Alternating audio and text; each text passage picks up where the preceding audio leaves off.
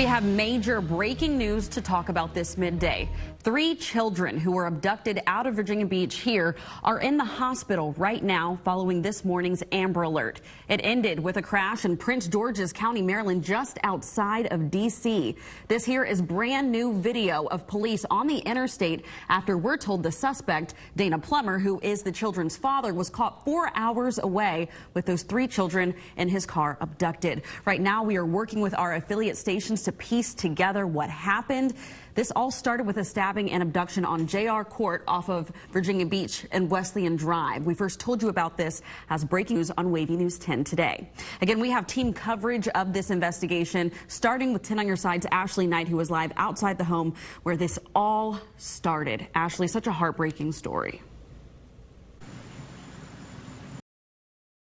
Well, Maria Elena, the doors are about to open here at the center, so there's lots to look forward to in about, I don't know, less than a minute even. There's a lineup outside. This is going to be a really busy event, a big face-off as well between a seasoned elected official and an eager political newcomer, right? So you've got Hung Cao on one hand, who's a Navy vet. He served his country for 25 years, and he is trying to unseat Tim Kaine, who's seeking his 3rd term. Kaine at this point is a household name. He was a mayor, a lieutenant governor, and now, of course, a senator, and he's been doing a lot of that for years. People have had an inside look into who Kaine is, down to the smallest details of being fluent in Spanish and playing the harmonica even as a hobby. And of course, while this is a really big night for the candidates, it's also a big night for NSU. They are in the spotlight today, and this comes at a time when NSU is booming with enrollment, record numbers at fact, and that's in part due to major exposure opportunities just like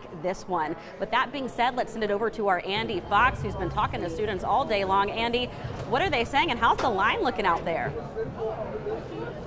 The line is now moving in. We got the first person going in. She's been waiting in line, all these wonderful people.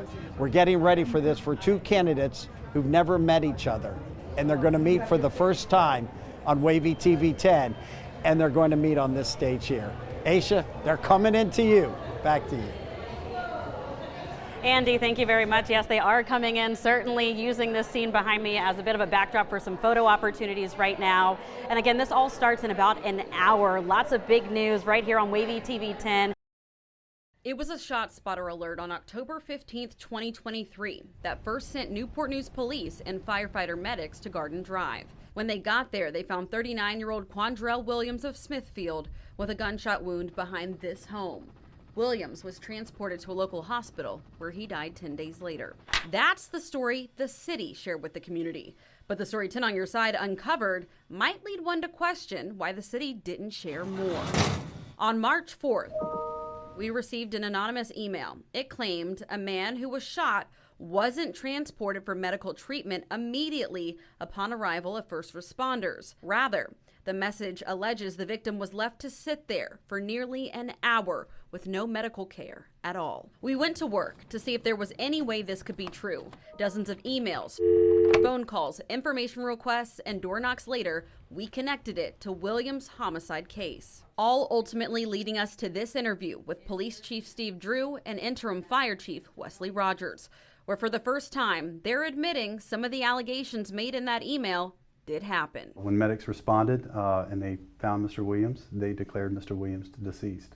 After some time of being on the incident, they realized that Mr. Williams was not deceased. We had a lot of questions. What made them believe he was dead? Did medics attempt any aid? And what did they tell the family? Neither Rogers nor Chief Drew would go into detail, saying this was an active criminal investigation. But they did say what occurred was in no way what should have. But we sent Aisha Tolliver out to Churchland High School in Portsmouth. We knew she would have a blast there, bring all the good vibes on this first day of school. Hey, Aisha, good morning.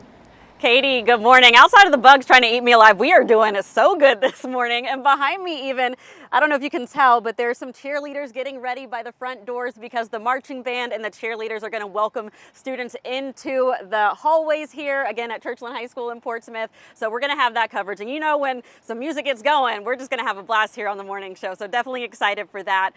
School starts at 7:20, so the buses are going to start coming in. They've already started heading out to pick up kids. They'll be back here in about 30 minutes. And then we do have a lot of things to go over this morning. Not officially in effect yet, but still some schools already kind of diving into is the cell phone policy.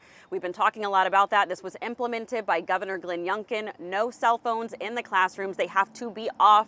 No excuses. So it'll be interesting to see how they kind of implement that. That's still in the works. It'll go into effect on January 1st. We do have team coverage this morning with our Camaria Bray, who is in Virginia Beach, and our Raven Payne, who is in Hampton. So they're going to talk need to knows when it comes to that cell phone stuff. COVID-19, yeah, that's a problem again. I don't think we're ever going to fully get rid of that, but they've got your back when it comes to all of that. And Jeremy Wheeler has your back when it comes to the weather. Jeremy, good morning. I was able to shed my jacket. It feels pretty good out here. Good, yeah. We got some comfortable conditions right now. We'll give you another check in about 10 minutes. Aisha. Madison, thank you very much. Well, this morning, schools across Hampton Roads and eastern North Carolina take to the hallways, the schools, whatever you want to say. Again, folks are kind of filing in here. I just talked to a choir teacher who said he's ready to get going and help out wherever he can. And we also want to cover Virginia Beach. That's one of the schools that's now going back before Labor Day. I know some schools are kind of changing things up this year in a lot of ways. So with some of those big changes is our Camaria Bray, who is live at Holland Elementary School. Camaria.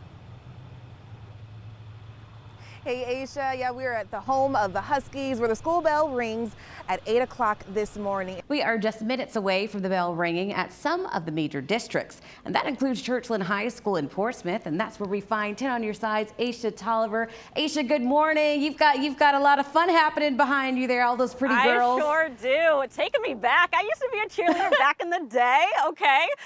The bell rings at 7:20, so these ladies are getting ready to get everyone back into the classroom and introduce them. Right, ladies? Are we excited or what? And they actually have a special little chant for you guys this morning, so I'm going to step aside. Ladies, take it away. Keep on trucking all the way.